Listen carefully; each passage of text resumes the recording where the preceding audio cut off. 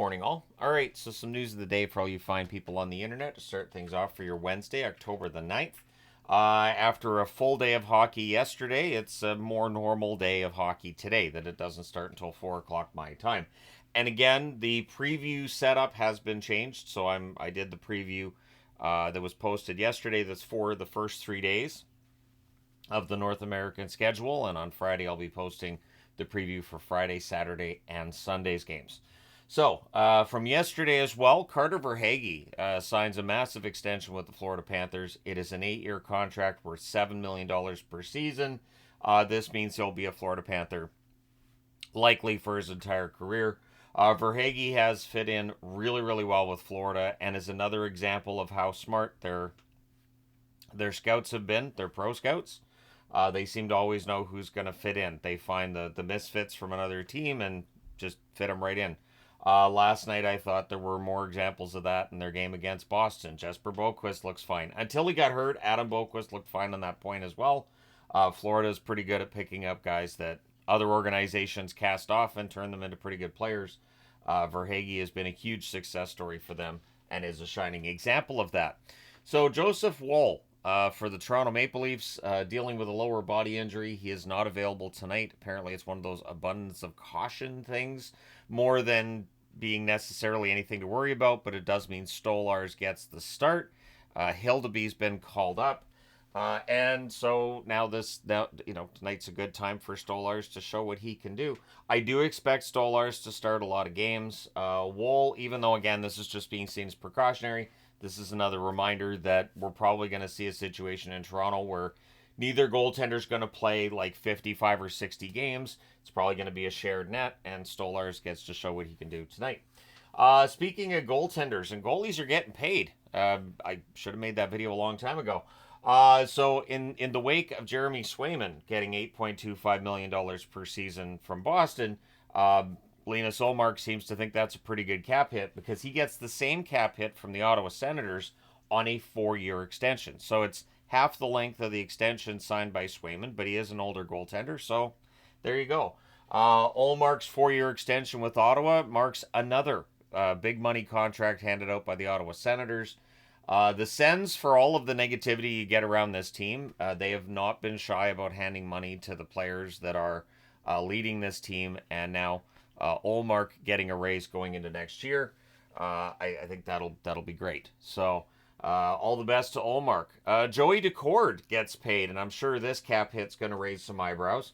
It is a 5-year extension for Joey Daccord. It is a $5 million cap hit. So for all the goalies that are due for a new contract next summer, they have some guys to call and thank because now the price for a goaltender just went up. The $5 million a year cap hit for Daccord, I get it. Grubauer last night, he had the one goal he was kind of shaky on. Daccord did outplay him last year, and so we'll see if that's the case again this year. Clearly, Seattle happy with his development, and so he gets rewarded 25 million reasons for him to be happy to be a member of the Seattle Kraken. Yesterday, too, before their first game, Jordan Eberle was named team captain for Seattle.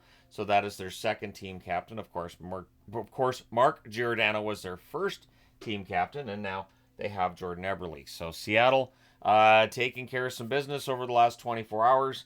And all the best to Joey Daccord.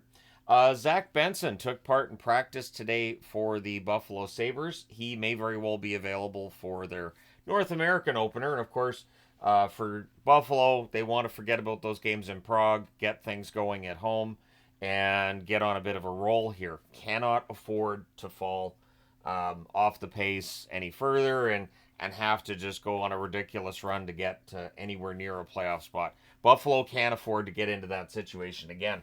So we'll see if Benson's back, what the lines look like. But so Buffalo, I believe it's against the Kings tomorrow, right? So we'll see how that goes. UC Saros would be playing tomorrow against Dallas, but he is seen as questionable. It's a lower body injury for him, so we'll see whether or not he does actually end up playing.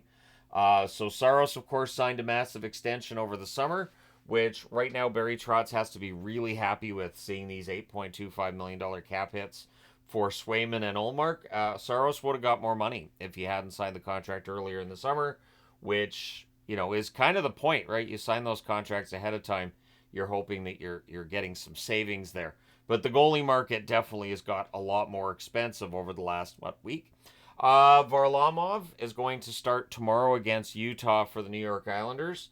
Sorokin, of course, has been dealing with an injury, and so Varlamov starting in that first game, not a huge surprise. Also, not a huge surprise because of the fact that Varlamov was the better of the two goalies, especially down the stretch this past season, and I think he's earned the right to be the starter in this game.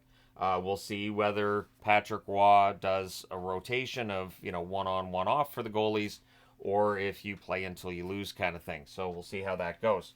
The NCAA is going to hold a vote next month. And so this whole CHL NCAA thing, it's going to come to a head then. The NCAA is going to vote on ending the ban of CHL players.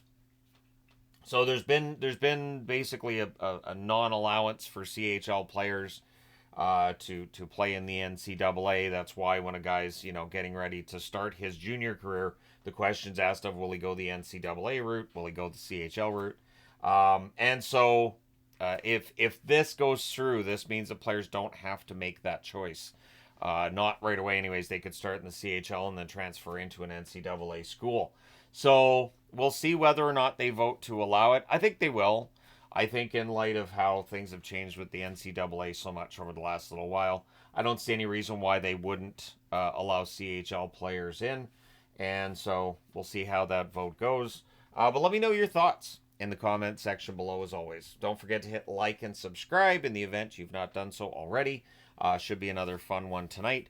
The difference being, of course, that since it's 5 games, it will all be one video instead of like yesterday where I had 3 different reviews for 3 different games due to the staggered starts. There are 2 at 7, 2 at 7, 1 at 7:30, and 2 at 10 o'clock Eastern, I do believe. Keep in mind that it is a double header. So the game in Vegas, I believe, is the second half of a doubleheader. It's probably not gonna be puck drop on time.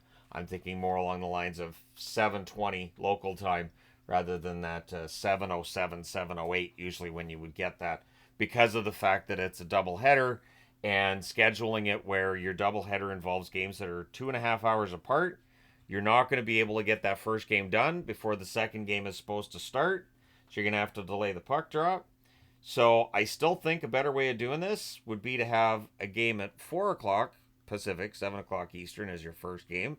And then your second game, wait for it, starts at 10 o'clock Eastern, 7 o'clock Pacific. See, what you do then is you have enough time for that first game to finish. You can do your little wrap up and your discussion of that first game, and you have time to go to the puck drop of the second game without having to delay it. So that's how hockey scheduling works. Hopefully at some point they figure that out. It's year 3. I'm not optimistic, but maybe. All right, let me know your thoughts. Thank you guys so much for all your support as always, and I will talk to you again soon.